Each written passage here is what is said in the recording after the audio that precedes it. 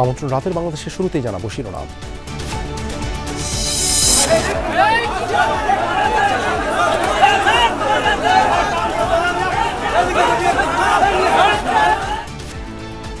নারায়ণগঞ্জ আদালতে সাবেক আইনমন্ত্রী আনিসুল হককে মারধর, আশুলিয়ার 5 জনকে পোড়ানোর আগে হত্যার ভিডিও পেয়েছে প্রসিকিউশন। যারাকে পোড়ানো হয়েছে তাদের হত্যার ভিডিওটা আমাদের সামনে আসছে। জুলাই আগস্টের ঘটনায় হয়রানি ও বিদ্বেষমূলক মামলা হচ্ছে, ইরেশ জাকেরের বিরুদ্ধে অভিযোগ তদন্ত করে ব্যবস্থা নিচ্ছে পুলিশ। অনেক হয়রানিমূলক মামলা হচ্ছে, বিদ্বেষমূলক মামলা হচ্ছে। স্বরাষ্ট্র থেকে বারবার বলা হয়েছে যে অভিযোগের কোনো বস্তুনিষ্ঠতা পাওয়া না গেলে কাউকে যেন গ্রেফতার না করা হয়। চলতি বছরের হজ ফ্লাইটের উদ্বোধন, আগামীতে ব্যবস্থাপনায় আরও ইতিবাচক পরিবর্তনের আশা, নতুন অ্যাপ লাভবাহিক ব্যবহারের পরামর্শ। আরাকান আর্মিকে মানবিক করিডোর দেওয়ার আগে সরকারের সবার সাথে কথা বলা উচিত ছিল, মন্তব্য ফখরুলের। ডিসেম্বরের আগে ভোট চায় অন্তত 50টি দল, দাবি খসরু। যমুনা টেলিভিশন ঘুরে গেলেন ইইউ রাষ্ট্রদূত, নির্ভীক সাংবাদিকতা নিশ্চিতের আহ্বান জানালেন, সুষ্ঠু ভোট আয়োজনে সহায়তায় প্রস্তুত জোট।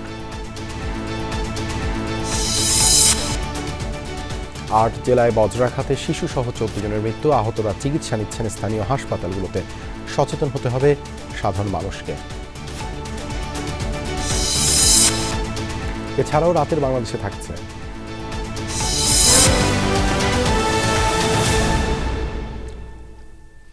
এতক্ষণ শিরোনাম দেখছিলেন, আপনাদের সঙ্গে আছি আমি দেবাশিস রঞ্জন সরকার। 5 আগস্ট আশুলিয়ায় লাশ পোড়ানোর আগে কিভাবে তাদের হত্যা করা হয় সেই ভিডিও ফুটেজ হাতে পেয়েছে আন্তর্জাতিক অপরাধ ট্রাইব্যুনালের প্রসিকিউশন। ওই ভিডিওতে কারা কিভাবে হত্যাকাণ্ড চালিয়ে লাশ পুড়িয়ে দেয় তার স্পষ্ট ধারণা পাওয়া যাবে বলে অপরাধ ট্রাইব্যুনালকে জানিয়েছে প্রসিকিউশন টিম। এই মামলার তদন্ত প্রতিবেদন 25 মে দাখিলের নির্দেশ দিয়েছেন ট্রাইব্যুনাল।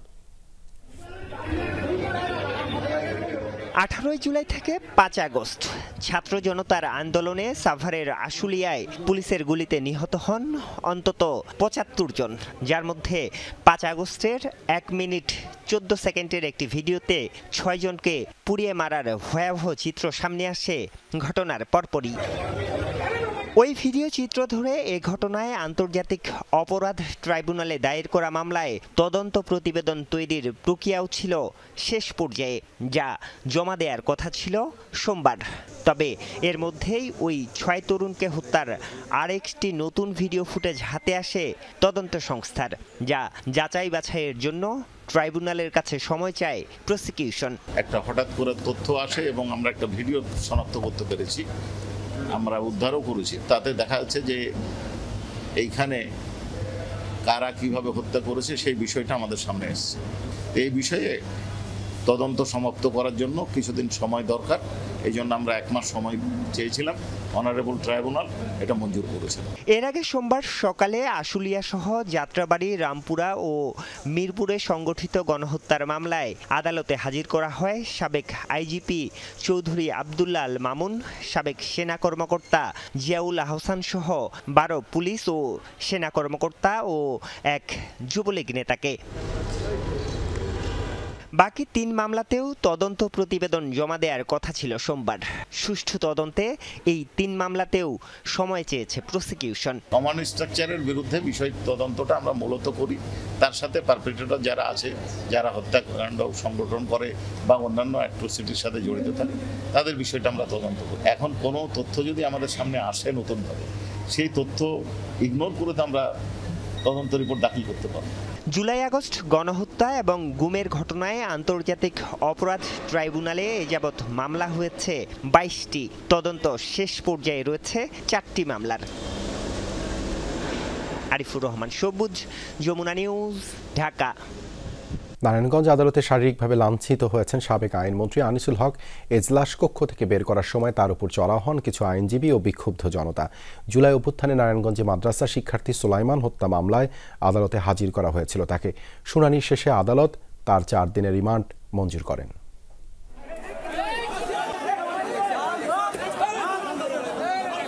আদালতের ইজলাস কক্ষ থেকে বের করার সময় কয়েকজন চড়াও হন সাবেক আইনমন্ত্রী আনিসুল হকের ওপর। শারীরিকভাবে লাঞ্ছিত হন বিগত সরকারের প্রতাপশালী এই মন্ত্রী।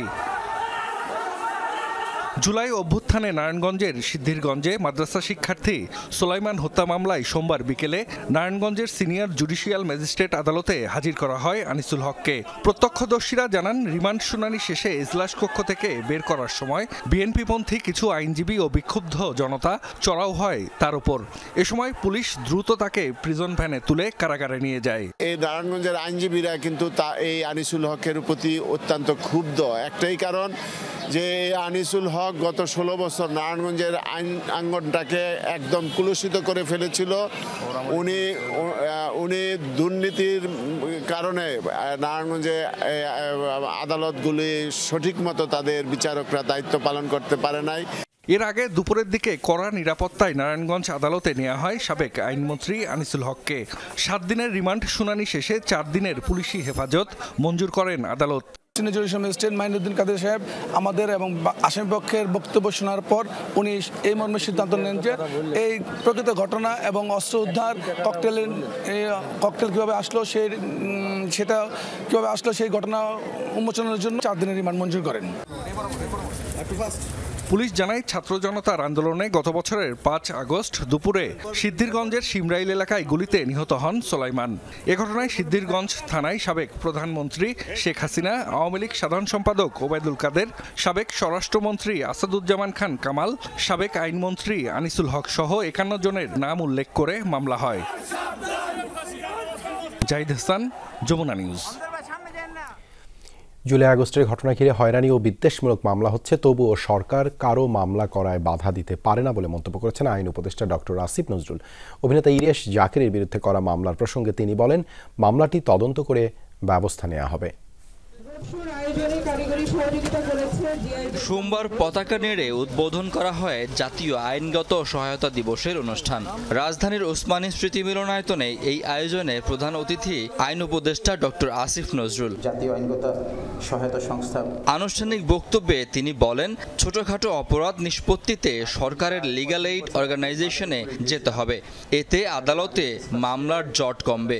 কম্পাউন্ডেবল ক্রিমিনাল অফেন্সেস, ছোট খুব ছোট ওটা নামই তো কম্পাউন্ডেবল।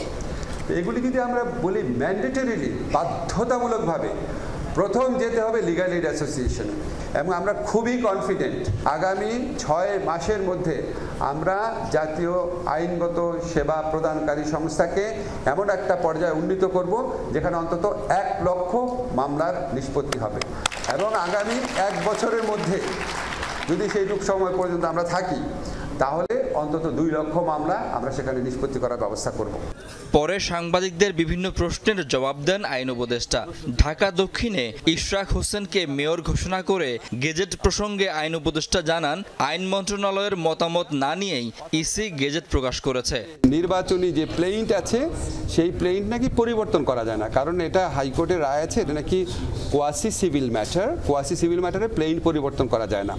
তো ইশরাক সাহেব বোধহয় আপনার পরে প্লেইন পরিবর্তন করেছিলেন, সেই জন্য আমরা একটু দ্বিধান্বিত ছিলাম যে এটা আসলে গেজেট নোটিফিকেশন হবে নাকি এটাকে আপিল করতে হবে, এটা নিয়ে আমরা একটু দ্বিধান্বিত ছিলাম। তো নির্বাচন কমিশন আমাদের মতামতের জন্য অপেক্ষা করেন নাই, ওনারা নিজেরা গেজেট নোটিফিকেশন করেছেন। এটা যারা এরভাবে আপনার মামলা করে বা প্লেইন পরিবর্তন করে বিজয়ী হতে চাচ্ছেন, ওনাদেরকে জিজ্ঞেস করেন। আইন উপদেষ্টা বলেন, সারা দেশে হয়রানিমূলক ও বিদ্বেষমূলক মামলা হচ্ছে, তবে নিরীহ মানুষ যেন হয়রানি না হয় তা নিশ্চিতে নির্দেশনা দেয়া আছে বলেও মন্তব্য করেন তিনি। অনেক হয়রানিমূলক মামলা হচ্ছে, বিদ্বেষমূলক মামলা হচ্ছে, অন্যের জায়গা জমি দখল, ব্যবসা দখল করার জন্য মামলা হচ্ছে। তো আমরা কিন্তু মামলা করতে কাউকে বাধা দিতে পারি না, কিন্তু মামলা হওয়ার পর আপনারা খেয়াল করে দেখেছেন স্বরাষ্ট্র মন্ত্রণালয় থেকে বারবার বলা হয়েছে যে অভিযোগের কোনো বস্তুনিষ্ঠতা পাওয়া না গেলে কাউকে যেন গ্রেফতার না করা হয়। অভিনেতা ইরেশ জাকেরের বিরুদ্ধে করা মামলাটি তদন্ত করে ব্যবস্থা নেওয়া হচ্ছে বলেও জানান আইন উপদেষ্টা। আপনাদের কাছে আমাদের অনুরোধ, আপনারা তাদের ভূমিকাও এক্সপোজ করেন। শাকিল হাসান, যমুনা নিউজ, ঢাকা। অভিনেতা ইরেশ জাকেরের বিরুদ্ধে মামলা অস্বস্তিকর বলে মন্তব্য করেছেন সংস্কৃতি উপদেষ্টা মোস্তফা সরোয়ার ফারুকী। জানান, ইরেশ জাকের জুলাই আন্দোলনে সক্রিয় ছিলেন, যে মামলা হয়েছে তা পুলিশ তদন্ত করে সত্য উদ্ঘাটন করবে। মামলা করার এখন আমরা স্বাধীনতা পেয়েছি, মামলা করার স্বাধীনতা আছে, সবাই সেই স্বাধীনতা কেউ কেউ অপব্যবহার করছে। আমি বিশ্বাস করি পুলিশ এটা সঠিক তদন্ত করবে এবং তদন্ত করে যেটা সত্য সেটার পক্ষে থাকবে এবং যেটা মিথ্যা সেটাকে বাতিল করে দেবে। আজ দিবাগত রাতে শুরু হচ্ছে হজ ফ্লাইট। ঢাকার শাহজালাল বিমানবন্দর থেকে 419 জন যাত্রী নিয়ে হজের প্রথম ফ্লাইট ছেড়ে যাবে রাত 2:15টায়। হজ ফ্লাইটের আনুষ্ঠানিক উদ্বোধন করে ধর্ম উপদেষ্টার আশাবাদ, এবছর যাত্রা হবে নির্বিঘ্ন ও স্বাচ্ছন্দ্যে। যদিও হাবের সংখ্যা বাড়ি ভাড়ার সময়ের সাথে সমন্বয় না করায় বিমানের ফ্লাইট শিডিউলে বিপর্যয় ঘটতে পারে। মনের প্রশান্তি আর মহান আল্লাহর হুকুম তালিমের সময় এলো বছর ঘুরে। আশকোনার হজ ক্যাম্পের বন্ধ ঘরের কপাট খুলল 2024 সালের 12 জুনের পর। হজ যাত্রীদের পদচারণায় প্রাণচাঞ্চল্য ফিরল হজ ক্যাম্পে। কোটা খালি থাকলেও গতবারের তুলনায় এবছর মুসল্লির সংখ্যা বেড়েছে কিছুটা। 5200 জন সরকারি আর বাকি 81,900 জন যাচ্ছেন বেসরকারি ব্যবস্থাপনায়। প্রথম 3 দিনের যাত্রীরা হজ ক্যাম্পে এসে স্বস্তির কথা জানিয়েছেন। এখনো বর্তমানে আসা পর্যন্ত ভালোই আছে আর কি, যেটা আছে আলহামদুলিল্লাহ ভালোই আছে। আমাদের প্রত্যেকের নামে একটা করে যারা এই কাজের সঙ্গে সম্পৃক্ত সরকারি ব্যবস্থাপনায় তাদের জন্য একটা করে ইউজার আইডি দিছে, এটার জন্য আরো বেশি পেরেশানি মুক্ত। রাত 2:15টায় হজের প্রথম ফ্লাইট ঢাকা ছাড়বে। তার আগে সন্ধ্যায় ফ্লাইট কার্যক্রমের উদ্বোধন করেন ধর্ম উপদেষ্টা। আমরা বাড়ি ভাড়া করার ক্ষেত্রে অত্যন্ত স্বচ্ছতা নিশ্চিত করেছি, ট্রান্সপারেন্সি আমরা এনশিওর করেছি। এবারের হজ অত্যন্ত নির্বিঘ্ন, সুন্দর, স্বচ্ছন্দ হবে। গতবারের তিক্ত অভিজ্ঞতায় এবার আগে ভাগে বাড়ি ভাড়ার কাজ সেরেছেন বিভিন্ন এজেন্সি, আর এতে হয়েছে বিপত্তি। বাড়ি ভাড়ার সাথে বিমান বাংলাদেশ তাদের ফ্লাইটের শিডিউল ঠিক না রাখায় অনাকাঙ্ক্ষিত পরিস্থিতির আশঙ্কা করছে হাব। বাংলাদেশ বিমানকে ঢাকা থেকে সেখানে 36টি ফ্লাইট দেওয়া হয়েছে, 15টি ফ্লাইট বেশি দেওয়াতে সেখানে 5000 সিট এখনো বাংলাদেশ বিমানের অবিকৃত রয়েছে, কোনো বুকিং হয়নি। কারণ আমাদের হজ এজেন্সির মালিকগণ এবার টিকিট পাওয়ার আগে বাড়ি ভাড়া করে তারা ফিরেছেন, তাদের বাড়ি ভাড়ার সাথে সামঞ্জস্য না থাকাতে এই টিকিটগুলো বুকিং করা সম্ভব হচ্ছে না। আমি জানি না কেন এখন বলা হচ্ছে এই কথা, বাট আপনারা আশ্বস্ত হবেন যে আমরা কোনো পাথর উল্টাতে ভুল করব না এই সমস্যা সমাধান করার জন্য। আল্লাহ জানেন কতটুকু সক্ষম হব, কিন্তু আমাদের প্রচেষ্টার কোনো ঘাটতি থাকবে না ইনশাআল্লাহ। এর আগে হজ যাত্রীদের জন্য হজ অ্যাপ লব্বাইক উদ্বোধন করেন প্রধান উপদেষ্টা ডক্টর মোহাম্মদ ইউনূস। পাশাপাশি হজ প্রিপেড কার্ড ও রোমিং প্যাকেজ সুবিধারও উদ্বোধন করেন সরকার প্রধান। প্রদত্ত হজ রোমিং প্যাকেজ সময় সৌদি আরবের মোবাইল অপারেটর সময়ের রেটের তুলনায় সাশ্রয়ী, এমনকি মূল্যবান বৈদেশিক মুদ্রা খরচ না করে বাংলাদেশি অর্থেই প্যাকেজ সমূহ ক্রয় করা যাবে। অন্যান্য বারের মতো এবারও সব হজযাত্রীর 2 অংশের ইমিগ্রেশন হবে ঢাকায়। হজ ফ্লাইট চলবে 31 মে পর্যন্ত। এর মধ্যে বিমান বাংলাদেশ এয়ারলাইন্স 118টি, সৌদি এয়ারলাইন্স 80টি আর ফ্লাইনাস 34টি ফ্লাইট পরিচালনা করবে। আরিফিন শাকিল, যমুনা নিউজ, ঢাকা। বাংলাদেশে আরাকান আর্মিকে মানবিক করিডোর দেওয়ার সিদ্ধান্তের আগে সরকারের অন্য রাজনৈতিক দলগুলোর সাথে আলোচনা করা উচিত ছিল, এই মন্তব্য করেছেন বিএনপির মহাসচিব মির্জা ফখরুল ইসলাম আলমগীর। বিকেলে ঠাকুরগাঁ সদরের শেখ বাজারে গণসংযোগে অংশ নেন তিনি। এ সময় মির্জা ফখরুল বলেন, রোহিঙ্গাদের নিজ দেশে ফেরানোর জন্য বিগত সরকার কোনো উদ্যোগ নেয়নি। গত 15 বছর আওয়ামী লীগ বিভিন্ন ধর্মের মানুষের মাঝে বিভেদ সৃষ্টি করেছিল। বিএনপি সেই সংঘাত থেকে বের হয়ে শান্তি ও সমৃদ্ধির বাংলাদেশ গড়তে চায়।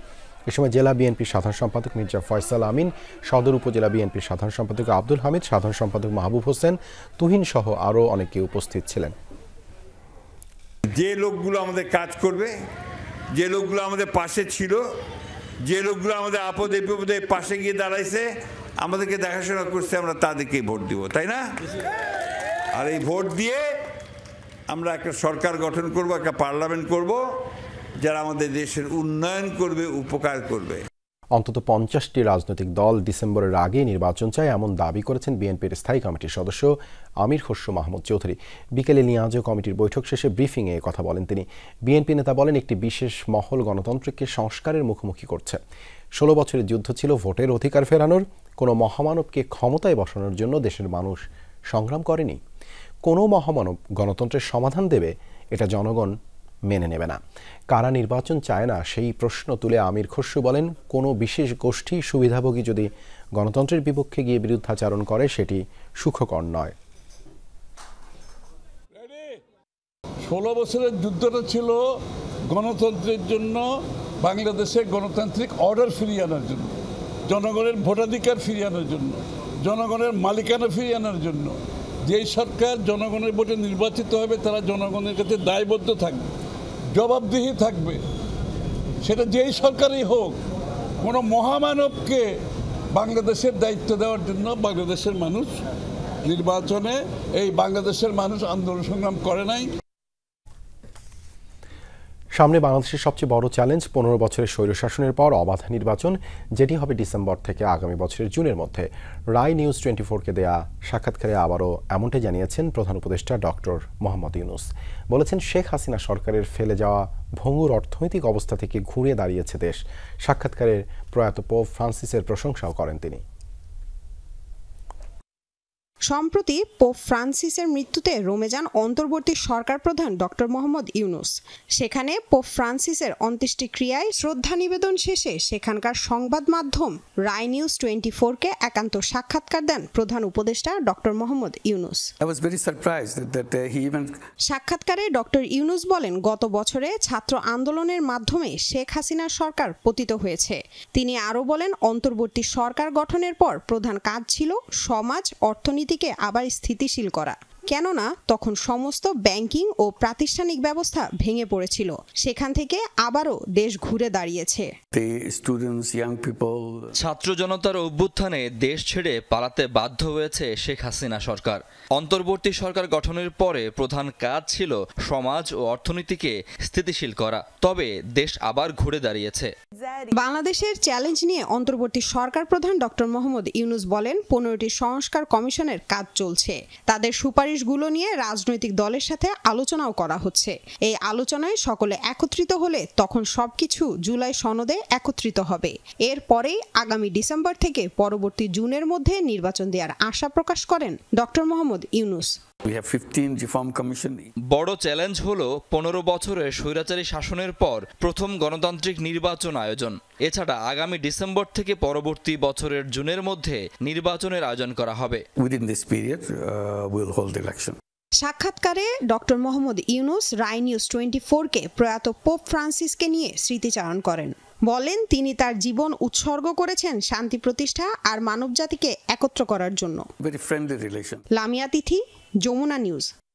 জাতীয় ঐক্যমত্য কমিশনের সদস্যদের সঙ্গে বৈঠক করেছেন প্রধান উপদেষ্টা ডক্টর মোহাম্মদ ইউনূস। বৈঠকে রাজনৈতিক দলগুলোর সঙ্গে চলমান আলোচনার অগ্রগতি পর্যালোচনা করে ঐক্যমত্য কমিশন রাষ্ট্রীয় অতিথি ভবন যমুনায় কমিশনের প্রধান ও অন্তর্বর্তী সরকারের প্রধান উপদেষ্টা ডক্টর ইউনূসের সভাপতিত্বে বৈঠকে সংস্কার প্রক্রিয়া নিয়ে বিস্তারিত আলোচনা হয়। কমিশনের সহসভাপতি অধ্যাপক আলী রিয়াজ রাজনৈতিক দলগুলোর সঙ্গে যেসব আলোচনা হয়েছে সে ব্যাপারে কমিশন প্রধানকে অবহিত করেন। কমিশনের সদস্য ডক্টর বদিউল আলম মজুমদার, ডক্টর ইফতেখারুজ্জামান, বিচারপতি এমদাদুল হক এবং সফর রাজ হোসেনও বৈঠকে অংশ নেন। এ সময় পরবর্তী করণীয় সম্পর্কে দিক নির্দেশনা দেন প্রধান উপদেষ্টা। জাতীয় স্বার্থে দল মত নির্বিশেষে সকলকে ঐক্যবদ্ধ থাকার আহ্বান জানিয়েছেন জামায়াতে ইসলামীর আমির ডক্টর শফিকুর রহমান। দেশের যে কোনো সংকটে রাজনৈতিক দলগুলোকে এক থাকার আহ্বান জানান তিনি। সকালে জাতীয় প্রেস ক্লাবে ইসলামী ব্যক্তিত্ব ও জামায়াতের সাবেক এমপি মাওলানা আব্দুস সুবহানের উপর রচিত বইয়ের মোড়ক উন্মোচন অনুষ্ঠানে তিনি এসব কথা বলেন। অনুষ্ঠানে বিএনপি চেয়ারপারসনের উপদেষ্টা অ্যাডভোকেট শিমুল বিশ্বাস বলেন, জুলাই বিপ্লবের বিতাড়িত সরকার আব্দুস সুবহানকে অপমানিত করতেই মানবতা বিরোধী মামলায় আসামি করেছিল। একটা মানবিক বাংলাদেশ গড়ার জন্য আমরা দল মতের ঊর্ধ্বে উঠে জাতির স্বার্থে জাতীয় ব্যাপারে আমরা ঐক্যবদ্ধ হই, তাহলে এই জাতি বিজয়ী হবে। যাকে অপমান করার জন্য এত আয়োজন, সে আজকে সমাদৃত সম্মানিত। যারা আজকে অত্যাচার করলো তাদের কি করুণ পরিণতি আমরা দেখছি। ভবিষ্যতে জাতীয় সনদ যেন কেউ বাতিল করতে না পারে এবং সংবিধানের গুরুত্বপূর্ণ সংস্কার করতে হবে গণভোটের মাধ্যমে। তারপরে জাতীয় নির্বাচনের দাবি জানিয়েছে গণ অধিকার পরিষদ। জাতীয় ঐক্যমত্য কমিশনের সঙ্গে আলোচনায় নতুন 8 প্রস্তাবের সাথে একমত হয়েছে দলটি। সকালে জাতীয় সংসদ ভবনের এলডি হলে সংস্কার নিয়ে গণ অধিকার পরিষদের সাথে জাতীয় ঐক্যমত্য কমিশনের বৈঠক হয়। বৈঠকের শুরুতেই ডক্টর আলী রিয়াজ জানান, রাজনৈতিক দলগুলোর মধ্যে 35টি দলের পক্ষ থেকে সংস্কারের প্রস্তাব এসেছে। 19 দলের সাথে আলোচনা শেষ হয়েছে। এ সময় গণ অধিকার পরিষদ সভাপতি বলেন, জাতীয় স্বার্থ ও দেশকে প্রাধান্য দিয়ে সংস্কার করতে হবে। এই সংস্কারের ক্ষেত্রে যেন অবশ্যই ব্যক্তি, দল, গোষ্ঠীর চেয়ে আমরা জাতীয় স্বার্থ এবং দেশকে যেন প্রাধান্য দিই, এটাই আমাদের আজকের এই কমিশনের কাছে আমাদের চাওয়া। শুধুমাত্র সংস্কার কমিশনের প্রতিবেদন বা সংস্কার কমিশনের মতামত, সংস্কার কমিশনের সুপারিশই যথেষ্ট নয়। সকল রাজনৈতিক শক্তির, গণতান্ত্রিক শক্তিগুলোর জনমানুষের ঐক্যের মধ্য দিয়েই কেবলমাত্র আমরা বাংলাদেশকে একটি নতুন বাংলাদেশের দিকে অগ্রসর করতে পারব। ছাত্র জনতার আন্দোলনের ঘটনায় 5 আগস্টের পর 1500 মামলা ও 600 হত্যা মামলা হয়েছে, জানিয়েছেন আইজিপি বাহারুল আলম। বলেন, জুলাই আগস্টে প্রায় 405টি পুলিশের যানবাহন পুড়িয়ে দেওয়া হয়েছে। পুলিশ সপ্তাহ উপলক্ষে ফরেন সার্ভিস একাডেমিতে সংবাদ সম্মেলনে এসব তথ্য জানান তিনি। বলেন, 5 আগস্টের পর অসৎ উদ্দেশ্যে অনেকেই এ মামলায় জড়ানো হচ্ছে, তাই তদন্তে যাদের অপরাধ প্রমাণিত হবে তাদেরকেই কেবল আইনের আওতায় আনা হবে। আইজিপি বলেন, মঙ্গলবার থেকে শুরু হতে যাওয়া পুলিশ সপ্তাহে প্রধান অতিথি হিসেবে যোগ দেবেন প্রধান উপদেষ্টা ডক্টর মোহাম্মদ ইউনূস। 5 আগস্টের পর রাজারবাগে পুলিশের বিদ্রোহ মীমাংসায় সংশ্লিষ্ট প্রায় সবাইকেই সাহসিকতায় পুলিশ পদক দেওয়া হচ্ছে বলেও জানান আইজিপি। নির্ভীক সাংবাদিকতা নিশ্চিতের আহ্বান জানালেন বাংলাদেশে নিযুক্ত ইউরোপীয় ইউনিয়নের রাষ্ট্রদূত মাইকেল মিলার। যমুনা টেলিভিশন পরিদর্শন শেষে রাষ্ট্রদূত জানান, সুষ্ঠু নির্বাচনের পথ তৈরিতে সহযোগিতা করতে প্রস্তুত 27 দেশের জোট ইউরোপীয় ইউনিয়ন। বাংলাদেশের মানব সম্পদ উন্নয়ন ও গণতন্ত্রের উত্তরণের পথের বাধা অপতথ্য ছড়ানো, এটি প্রতিরোধেও কাজ করছে সংস্থাটি। ইউরোপীয় ইউনিয়নের বাংলাদেশ হেড অব ডেলিগেশন হিসেবে দায়িত্ব নেয়ার পর প্রথম কোনো গণমাধ্যম কার্যালয় পরিদর্শন করলেন রাষ্ট্রদূত মাইকেল মিলার। দুপুরের পর যমুনা টেলিভিশনে এসে সাক্ষাৎ করেন প্রতিষ্ঠানের প্রধান নির্বাহী কর্মকর্তা ফাহিম আহমেদ ও প্রধান বার্তা সম্পাদক তৌহিদুল ইসলামের সাথে। পরে যমুনা টেলিভিশনের সংবাদকক্ষ ঘুরে দেখেন রাষ্ট্রদূত। অনেকের সাথেই হয় কুশল বিনিময়। এখানে এসে আমি খুব আনন্দিত। এখানকার সম্পাদকীয় দল ও নিউজরুমের সবার সাথে দেখা করতে পেরে ভালো লাগছে। যমুনায় প্রাণবন্ত পরিবেশ রয়েছে, যা দেখে আমি মুগ্ধ। রাষ্ট্রদূত কথা বলেন বাংলাদেশের গণমাধ্যমের স্বাধীনতা নিয়েও। তার প্রত্যাশা, ভয়ভীতিহীন হয়ে কাজ করতে পারবে এদেশের সংবাদকর্মীরা। গণমাধ্যম সংস্কার কমিশনের সুপারিশগুলোর দিকে নজর রাখছি আমি, যেখানে লক্ষ্যভিত্তিক সংস্কার কার্যক্রম গড়ে তোলার চেষ্টা চলছে। আমরা চাই একটি এমন পরিবেশ গড়ে উঠুক যেখানে সাংবাদিকরা কোনো শঙ্কা ছাড়াই মত প্রকাশ করতে পারবেন, পেশাদারিত্ব বজায় রেখে স্বাধীনভাবে কাজ করতে পারবেন। বাংলাদেশের নির্বাচন প্রসঙ্গে মাইকেল মিলার বলেন, একটি সুষ্ঠু নির্বাচন এদেশের জন্য গুরুত্বপূর্ণ, আর এই কাজে পরিপূর্ণ সহযোগিতা দিতে প্রস্তুত ইইউ।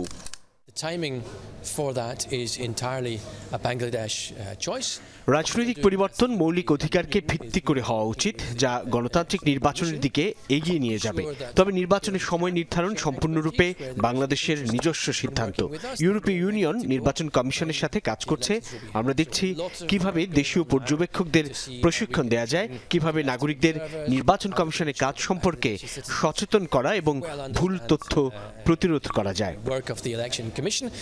মাইকেল মিলারের সাথে বিশেষ অনুষ্ঠান ওপিনিয়ন শিগগিরই প্রচারিত হবে যমুনা টেলিভিশনে, যেখানে অনেক বিষয়ে আরও খোলামেলা কথা বলেছেন ইউরোপীয় ইউনিয়নের head of delegation. Ahmed Reza, Jamuna news, Dhaka. দেশে বজ্রপাতে হতাহতের সংখ্যা দিন দিনই বাড়ছে। আর 8 জেলায় বজ্রাঘাতে 14 জন মারা গেছেন। এর মধ্যে কুমিল্লাতেই প্রাণ গেছে 2 জনের, 2 শিশু সহ 4 জনের। আহতদের চিকিৎসা দেওয়া হচ্ছে স্থানীয় হাসপাতালগুলোতে। কুমিল্লার বরুড়া উপজেলার পয়ালগুচ্ছ গ্রামে ফসলি জমিতে ঘুড়ি উড়াচ্ছিল ফরহাদ, সাইমন সহ কয়েকজন। হঠাৎই শুরু হয় বজ্রসহ বৃষ্টি। নিরাপদ আশ্রয়ে পৌঁছানোর আগেই বজ্রাঘাতে গুরুতর আহত হয় 3 শিশু। উদ্ধার করে উপজেলা স্বাস্থ্য কমপ্লেক্সে নেয়ার পর ফরহাদ ও সাইমনকে মৃত ঘোষণা করেন চিকিৎসক। আরেকজনকে নেওয়া হয়েছে কুমিল্লা মেডিকেলে। হঠাৎ করে বৃষ্টি আসে, বৃষ্টির পর বজ্রপাত হয়। বজ্রপাতের পরে সবাই যখন দৌড়ে যায় দেখে যে বাচ্চারা পড়ে আছে মাঠে। হসপিটালে নেওয়ার পরে ডাক্তার 2 জনকে নিহত ঘোষণা করছেন এবং 1 জন আহত, খুব মর্মান্তিক অবস্থার মধ্যে আছে।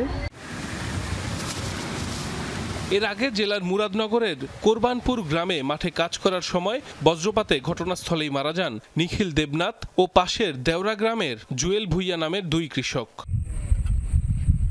বজ্রাঘাতে প্রাণ গেছে কিশোরগঞ্জের 3 জনের। অষ্টগ্রাম উপজেলার কলমা ইউনিয়ন ও খয়েরপুর আবদুল্লাপুর ইউনিয়নে ধান কাটছিলেন 2 কৃষক। এ সময় বজ্রপাতে মৃত্যু হয় তাদের। এছাড়া মিঠামইনে ধান মাড়াইয়ের সময় এক কিষানীর প্রাণ গেছে।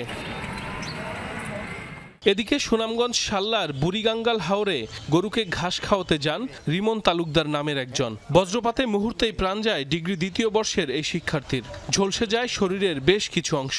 এছাড়া নেত্রকোনায় 2 জন এবং নোয়াখালী ও হবিগঞ্জে বজ্রাঘাতে প্রাণ গেছে আরও 2 জনের। সাইফ আহমেদ, যমুনা নিউজ। মার্জিন ঋণ নিতে পুঁজিবাজারে বিনিয়োগ করতে হবে কমপক্ষে 10 লাখ টাকা, থাকতে হবে নিয়মিত আয়ের উৎস। বিনিয়োগের 6 মাসের আগে ঋণ পাবে না কোনো গ্রাহক। পুঁজিবাজার সংস্কারে গঠিত টাস্কফোর্স কমিটি এসব সুপারিশ করেছে মার্জিন ঋণ নীতিমালায়। মিউচুয়াল ফান্ড এবং কোম্পানির হিসেবেও মার্জিন ঋণ না দেওয়ার পক্ষে সুপারিশ করেছে টাস্কফোর্স। বিকেলে বাংলাদেশ সিকিউরিটিজ অ্যান্ড এক্সচেঞ্জ কমিশনের সংবাদ সম্মেলনে মার্জিন নিয়ে সুপারিশের তথ্য তুলে ধরেন টাস্কফোর্সের সদস্যরা। বলেন, পুঁজিবাজার অংশীজনদের সাথে আলোচনা করেই সুপারিশ চূড়ান্ত করা হয়েছে। সুপারিশ বাস্তবায়ন হলে মার্জিন নিয়ে শেয়ার বাজারে কারসাজি বন্ধ হবে বলে মনে করেন টাস্কফোর্স। বলেন, মার্জিন ঋণ নিয়ে সুশাসন না থাকায় বিপুল অঙ্কের নেগেটিভ ইকুইটি সৃষ্টি হয়েছে। এতে বিনিয়োগকারীর পাশাপাশি ক্ষতিগ্রস্ত হয়েছে পুঁজিবাজার। আকস্মিক বিদ্যুৎ বিভ্রাটে অচল পর্তুগাল ও স্পেনের বিস্তীর্ণ এলাকা। ফ্রান্সের কিছু এলাকায়ও নেই বিদ্যুৎ। শহরগুলো রাস্তাঘাটে গাড়ির দীর্ঘ সারি, বাড়ি ফিরতে পারছে না সাধারণ মানুষ। মোবাইল নেটওয়ার্ক না থাকায় যোগাযোগ করতে পারছে না পরিবারের সাথে। যেন পুরোপুরি থমকে গেছে জনজীবন। মুঠোফোন থেকে পাঠানো যাচ্ছে না কোনো খুদে বার্তা, করা যাচ্ছে না কলও। বিদ্যুৎ বিভ্রাটে যানবাহন ব্যবস্থা অচল হওয়ায় ফেরা যাচ্ছে না বাড়ি, যেতে পারছেন না কর্মস্থলেও। পরিবারকেও জানানো যাচ্ছে না নিজের অবস্থান। এ যেন ভয়ঙ্কর এক বিভীষিকা। পুরোপুরি বিদ্যুৎ বিচ্ছিন্ন হয়ে পড়ায় এমনই অবস্থা এখন পর্তুগাল এবং স্পেনের বিস্তীর্ণ এলাকায়। ফ্রান্সের কিছু এলাকায়ও নেই বিদ্যুৎ সংযোগ। তিনটি দেশের জাতীয় গ্রিড বিপর্যয়ের পেছনের কারণ সম্পর্কে এখনো পাওয়া যায়নি স্পষ্ট ধারণা। আমি একটি হাসপাতালে কাজ করি। বিকেলের শিফট আছে, কিন্তু সেখানে যাওয়ার কোনো উপায় নেই। ফোনও কাজ করছে না, পরিবারের সাথে যোগাযোগ করতে পারছি না। এখন এখানে অপেক্ষা করছি, দেখি বাস বা অন্য কোনো যান পাই কিনা। বিদ্যুৎ বিভ্রাটে অচল স্পেনের মাদ্রিদ সহ বিভিন্ন শহরের রাস্তাঘাট। দেখা দিয়েছে দীর্ঘ ট্রাফিক জ্যাম। পুরোপুরি অচল গণপরিবহন ব্যবস্থা। রাস্তায় রাস্তায় গাড়ির দীর্ঘ সারি। রেল ও বিমান চলাচলও হয়ে পড়েছে স্থবির। বন্ধ হয়ে গেছে সুপারমার্কেটগুলো, কারণ কাজ করছে না ক্যাশ রেজিস্টার এবং ফ্রিজার সহ অন্যান্য বৈদ্যুতিক যন্ত্রপাতি। বিদ্যুৎ না থাকার কারণে পচতে বসেছে খাদ্যদ্রব্য। বন্ধ হয়ে গেছে জেনারেটরও। যেসব দোকান গমগম করত ক্রেতায়, সেগুলো এখন পড়ে আছে খালি। কখন শেষ হবে এ দুর্ভোগ তা জানে না কেউ। তবে একাধিক স্থানীয় গণমাধ্যম ও কর্তৃপক্ষ জানিয়েছে, বিদ্যুৎ সরবরাহ স্বাভাবিক হতে সময় লাগতে পারে অন্তত 8 থেকে 10 ঘন্টা। রেজওয়ানা সাইমা, যমুনা নিউজ। সাবেক বিসিবি সভাপতি ও সংসদ সদস্য নাজমুল হাসান পাপনের দুর্নীতি অনুসন্ধানে নেমেছে দুদক। পূর্বাঞ্চলে স্টেডিয়াম নির্মাণ, বিপিএল ফান্ড ও বিদেশি কোচ নিয়োগে খরচসহ 27 ধরনের নথি তলব করে এরই মধ্যে বিসিবিতে চিঠি দিয়েছে সংস্থাটি। এদিকে এনবিআরের সাবেক চেয়ারম্যান আবু হেনা রহমাতুল মুনিম ও তার সাবেক প্রথম সচিবের দুর্নীতির অনুসন্ধান শুরু করেছে দুদক। সাবেক সংসদ সদস্য নাজমুল হাসান পাপন বাংলাদেশ ক্রিকেট বোর্ড বিসিবির সভাপতি ছিলেন টানা 12 বছর। আওয়ামী লীগ সরকারের পতনের পর পতন হয় পাপনেরও। পলাতক এই বিসিবি সভাপতির বিরুদ্ধে দায়িত্ব পালনের সময় নানা অনিয়ম ও দুর্নীতির অভিযোগ উঠেছে। তা খতিয়ে দেখতে মাঠে নেমেছে দুদক। বিসিবিতে চিঠি দিয়ে জানতে চেয়েছে পূর্বাঞ্চলে স্টেডিয়াম নির্মাণ, বিপিএল ও বিদেশি কোচ নিয়োগে খরচসহ নানা অনিয়ম নিয়ে। এজন্য 27 ধরনের নথি তলব করেছে প্রতিষ্ঠানটি। এর আগে দুদকের আবেদনের প্রেক্ষিতে আদালত পাপন ও তার স্ত্রী রোকসানা হাসান সহ পরিবারের 27টি ব্যাংক হিসাব অবরুদ্ধ করার নির্দেশ দিয়েছিল। রপ্তানি থেকে কিন্তু তত বেশি কাস্টমসের ডিউটি আসে না। এনবিআরের সাবেক চেয়ারম্যান আবু হেনা রহমাতুল মুনিম ও তার সহযোগী সাবেক প্রথম সচিব ইত্তাজুল ইসলামের দুর্নীতির অনুসন্ধানও শুরু করেছে দুদক। তাদের বিরুদ্ধে এস আলম গ্রুপকে নিয়ম বহির্ভূতভাবে 3000 কোটি টাকা রাজস্ব মওকুফ করা, কর ফাঁকি ও অর্থ পাচারের সহযোগিতার অভিযোগ রয়েছে। সামির গ্রুপ ও বেক্সিমকো গ্রুপকেও অবৈধভাবে 500 কোটি টাকার ভ্যাট মওকুফ, কর ফাঁকি ও অর্থ পাচারের সুযোগ দিয়েছে তারা। এর মাধ্যমে আবু হেনা রহমাতুল মুনিম ও ইত্তাজুল অবৈধভাবে বিপুল সম্পদের মালিক হয়েছে বলে মনে করে দুদক। এদিকে রাজশাহী ৪ আসনের সাবেক সংসদ সদস্য এনামুল হক এবং তার স্ত্রী তাহুরা হকের বিরুদ্ধে পৃথক ২টি মামলা করেছে দুদক। তাদের বিরুদ্ধে ২৬ কোটি টাকার অবৈধ সম্পদ অর্জন ও প্রায় ২৫০০ কোটি টাকার সন্দেহজনক লেনদেনের প্রমাণ পেয়েছে প্রতিষ্ঠানটি। ১৮ কোটি টাকারও বেশি মূল্যের সম্পদ অর্জন ও দখলে রাখা এবং নিজ প্রতিষ্ঠানের নামেও ২২টি ব্যাংক হিসাবে ১১২০ কোটি টাকারও বেশি জমা এবং উত্তোলন সহ মোট ২২৩৯ কোটি টাকারও বেশি সন্দেহজনক ও অস্বাভাবিক লেনদেনের তথ্য অনুসন্ধানকালে উদ্ঘাটিত হয়েছে। ভুয়া প্রকল্পের নামে ক্ষুদ্র ঋণের প্রায় ২০০ কোটি টাকা আত্মসাতের অভিযোগে সাবেক সচিব ও উদ্দীপন পরিচালনা পরিষদের চেয়ারম্যান মিহিরকান্তি মজুমদার সহ ১৫ জনকে আসামি করে ৬টি মামলা করেছে দুদক। তাদের বিরুদ্ধে হতদরিদ্র মানুষ থেকে অর্থ সংগ্রহ করে প্রকল্পের নামে লুটপাট করার প্রমাণ পাওয়া গেছে। রাজীব আহমেদ, যমুনা নিউজ, ঢাকা। বাংলাদেশ জিম্বাবুয়ে চট্টগ্রাম টেস্টের খবর। ১ উইকেটের আক্ষেপ নিয়ে চট্টগ্রাম টেস্টের প্রথম দিন শেষ করল বাংলাদেশ। তাইজুল ইসলামের স্পিন ফেলকিতে শেষ সেশনে ৭ উইকেট হারায় জিম্বাবুয়ে। ৯ উইকেটে ২২৭ রান তুলে শেষ করে দিনের খেলা ক্যারিয়ারের ১৬তম বারের মতো ৫ উইকেট শিকার করেছেন তাইজুল। শন উইলিয়ামস ও নিক ওয়েলচের 50-র পরও তাইজুল ইসলামের ৫ উইকেটে চট্টগ্রাম টেস্টের প্রথম দিন শেষে ৯ উইকেটে ২২৭ রান তুলেছে জিম্বাবুয়ে। ১৭ রানে অপরাজিত উইকেট কিপার তাফাজ্জোয়া সিগা এবং ২ রানে নট আউট থেকে পরদিন সকালে ব্যাট করতে নামবেন ব্লেসিং মুজারাবানি। আইসিসির elite panel match referee David বুনের শেষ ম্যাচ উপলক্ষে আইসিসির তরফ থেকে বিসিবি পরিচালক নাজমুল আবেদিন ফাহিমের তার হাতে সম্মাননা স্মারক তুলে দেওয়ার মাধ্যমে শুরু চট্টগ্রাম টেস্ট। এই ম্যাচ দিয়েই টেস্ট আঙিনায় পা রাখেন পেসার তানজিম হাসান সাকিব। টসে জিতে আগে ব্যাট করতে নেমে শুরুটাও জিম্বাবুয়ে দারুণ করে। প্রথম ১০ ওভারেই সফররতদের বোর্ডে বিনা উইকেটে ৪০। পরের ওভারেই অবশ্য ডেবিউটেন্ট সাকিব ব্রায়ান বেনেটকে আউট করলে ভাঙে উদ্বোধনী জুটি। দলীয় ৭২-এ তাইজুল ইসলামের বলে আউট হন অন্য ওপেনার বেন কারানো। এরপরে শুরু হয় ওয়েলচ আর উইলিয়ামসের প্রতিরোধ। প্রথম সেশনে ২ উইকেট তোলা টাইগাররা দ্বিতীয় সেশনে উইকেটলেস। ততক্ষণে ২ ব্যাটারি 50 তুলে নিয়েছেন। টি ব্রেকের পরই মূলত জিম্বাবুয়ের ছন্দপতন। ক্র্যাম্প করায় ৫৪ রানে ওয়েলচ রিটায়ার্ড হার্ড হলে ভাঙে ৯০ রানের জুটি। ৫ রান করে খানিক বাদে আউট হন অধিনায়ক ক্রেইগ আরভিন। দলীয় স্কোরবোর্ডে আর ১ রান যোগ হতেই সাকিবের দারুণ ক্যাচে ৬৭ রান করে প্যাভিলিয়নে উইলিয়ামস। ২টো উইকেটই নেন চট্টগ্রামের ঘরের ছেলে নাইম হাসান। এরপর শুধুই তাইজুল শো। ওয়েসলে মাধেবেরেকে জাকের আলীর ক্যাচ বানিয়ে শুরু। পরপর ২ বলে এরপর ফেরান ওয়েলিংটন মাসাকাজ্জা আর রিচার্ড এনগারাভাকে। ২ উইকেটে ১৭৭ থেকে মুহূর্তেই সফররতরা পরিণত হয় ৯ উইকেটে ২১৭ রানের দলে। সেখান থেকে জিম্বাবুয়ে দিন শেষ করে ৯ উইকেটে ২২৭ রানে। আফনান পিয়াল, যমুনা স্পোর্টস, চট্টগ্রাম। এই ছিল রাতের বাংলাদেশে। এতক্ষণ আমাদের সাথে থাকার জন্য ধন্যবাদ সবাইকে।